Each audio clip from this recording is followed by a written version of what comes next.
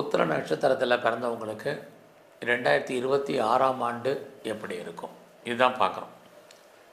நீங்கள் உத்திரம் 1ஆம் பாதத்தில் பிறந்தீங்கன்னா சிம்மராசியில் பிறந்திருப்பீங்க, உங்களுக்கு தெரியும். உத்திரம் 2, 3, 4ஆம் பாதத்தில் பிறந்தவங்கெல்லாம் கன்னி ராசியில் பிறந்தவங்க, இதுவும் உங்களுக்கு தெரியும். நம்ம இங்கே ராசி பலன் பார்க்கல, நட்சத்திர பலன் பார்க்குறோம். நீங்கள் சிம்மராசியில் பிறந்திருந்தாலும் சரி, கன்னி ராசியில் பிறந்திருந்தாலும் சரி, உங்களை பொறுத்த வரைக்கும் இங்கே பார்க்குறது உத்திர நட்சத்திரத்தில் பிறந்த உங்களுக்கு எப்படி இருக்குங்கிறது மட்டும்தான். அப்படி பார்க்குற போது இந்த வருஷம் 2026 ஏதாவது கிரகங்கள் பயிற்சி இருக்கான்னு முதல்ல பார்க்குறோம். அப்படி பார்க்குற போது ஜூன் முதல் வாரத்தில் குரு பகவான் மிதுன ராசியிலிருந்து கடக ராசிக்கு பயிற்சி ஆகிறார். அடுத்து பார்த்திங்கன்னா ராகு கேது பயிற்சி இந்த வருஷம் கடைசியில் 2026 டிசம்பரில் தான் பயிற்சி ஆகிறாங்க, ஃபஸ்ட் வீக்கில்.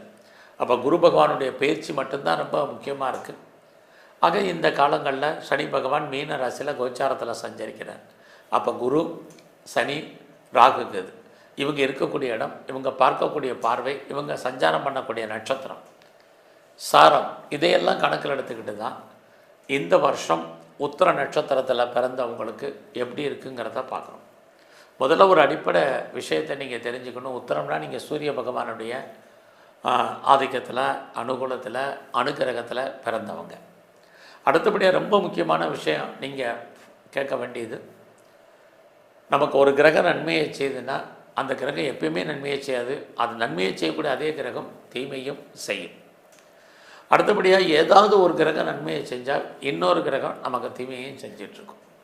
ஆக எப்படி இருந்தாலும் நம்ம ஏதோ ஒரு கிரகத்தினுடைய கட்டுப்பாட்டில் தான் நம்ம அத்தனை பேரும் வாழ வேண்டிய கட்டாயத்தில் இருக்கோம்.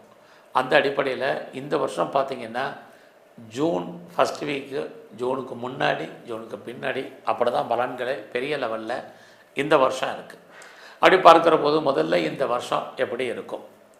முதல்ல இந்த வருஷம் ஜூன் ஃபஸ்ட் வீக் வரைக்கும் உங்களுடைய புகழ், அந்தஸ்து, பெருமைகள் ஏதோ ஒரு விதத்தில் உங்களுக்கு பெரிய லெவலில் கூடும். இதுதான் மெயின்.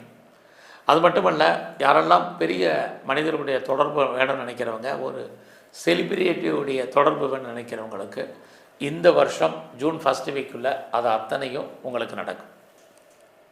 அது மட்டுமல்ல, நான் பெரிய லெவலில் அரசியல் சார்ந்த துறையில் இருக்கிறேன் அல்லது அரசோட தொடர்பு கொள்ளணும்னு நினைக்கிறேன் அப்படிங்கிறவங்களுக்கு அதுக்கான வாய்ப்புகள் நிறைய உங்களுக்கு உண்டு. அது மட்டுமல்ல, நீங்கள் உத்திர நட்சத்திரத்தில் பிறந்தவங்களுக்கு இந்த வருஷத்தில் ஜூன் ஃபஸ்ட் வீக் உள்ள யாரெல்லாம் பெரிய லெவலில் இண்டஸ்ட்ரியல் ஆரம்பிக்கணும்னு நினைக்கிறேன்